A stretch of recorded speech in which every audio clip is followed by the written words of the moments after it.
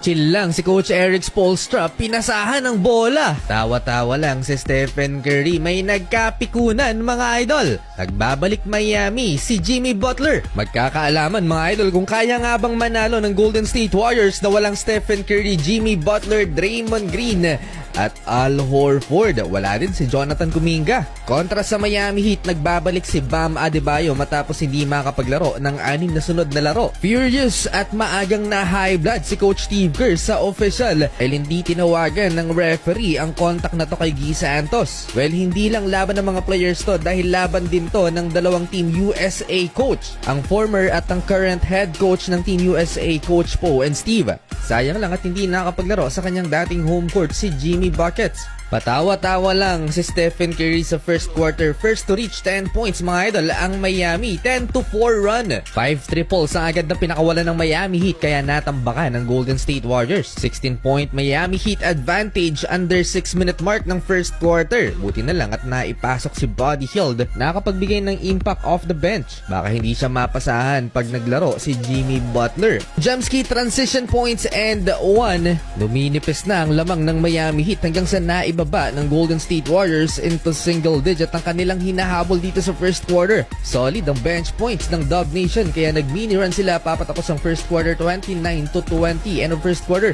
Deadly mid-range si Andrew Wiggins mga idol. All 9 players sa rotation ni Coach Poe ay nakapagtala na ng puntos. Moses Moody nakakita ng liwanag sa ilalim at na-posterize niya si Simone Fontecchio. In your face dunk. Kumounter naman ng 3 ang player ng Miami. Nahihirapan na ang Heat. Trace Jackson Davis supalpal si Norman Powell at nalagay din sa foul trouble ang sharpshooter ng Miami with 3 fouls. Pods from the left corner, 3-point basket wide open and Buddy Hield. Points off turnover. 4 na lang hinahabol ng visiting team. Nagsimula nang magsipasok ang mga tres ng Golden State Warriors at naitabla na nga nila ang laban sa 43 last 2 minutes. Nasa arena ang former Miami Heat player at 2-time NBA champ Joel Anthony. Bam Adebayo for the lead again and 46-43. Kumpiyansa si Jaime Jaquez Jr. at sinigawan ng harapan si Pat Spencer matapos niyang maiskuran. Well, hindi umatras itong si Pat Spencer kay Jaime Jaquez Jr. Tila bang tinulak niya si Triple J mga idol habang bumababa sa depensa ang Miami Heat player na to. Sinigawan pa ni Pat Spencer, handa nang makipag-away si Triple J sa player naman ng Golden State.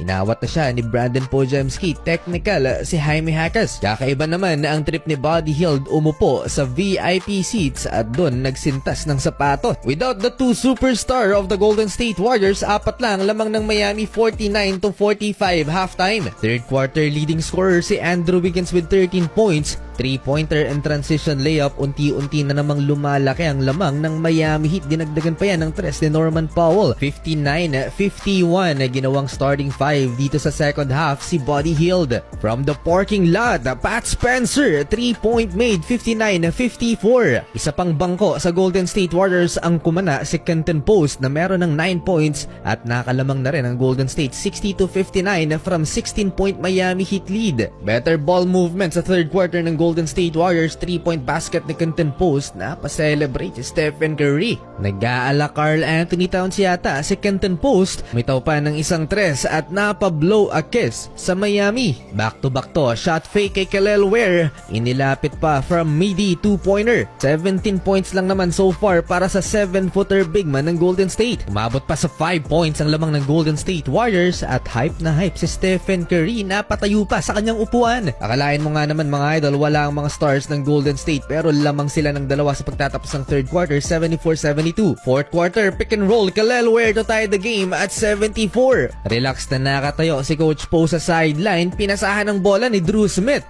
Gusto yatang paglaruin ng kanyang head coach mga idol. Nakapag-build ng momentum ang Miami Heat down the stretch at pagdating sa close out, higit na may mas experience naman ang Miami Heat kumpara sa Golden State. Umabot pa ng 12 yan dahil kay Norman Powell na nakabawi dito sa second half half matapos ma-foul trouble sa first half. 6 players ng Heat ang umabot ng double figure scoring, balansing-balanse ang offense ng home team. Patapos ang laban, Brandon Podziemski back-to-back at naibaba ng Golden State sa 6 ang lamang ng Miami. Eto mga idol, offense ng Miami Heat laging problema sa defense to ni Quentin Post ang drop coverage, kaya nalilibre naman na ang kanyang binabantayan sa 3. Big basket for Bam, balik sa double figures ang lamang ng Miami Heat last 2 minutes at sa huli panalo pa rin ang home team. Tinapos ang Warriors.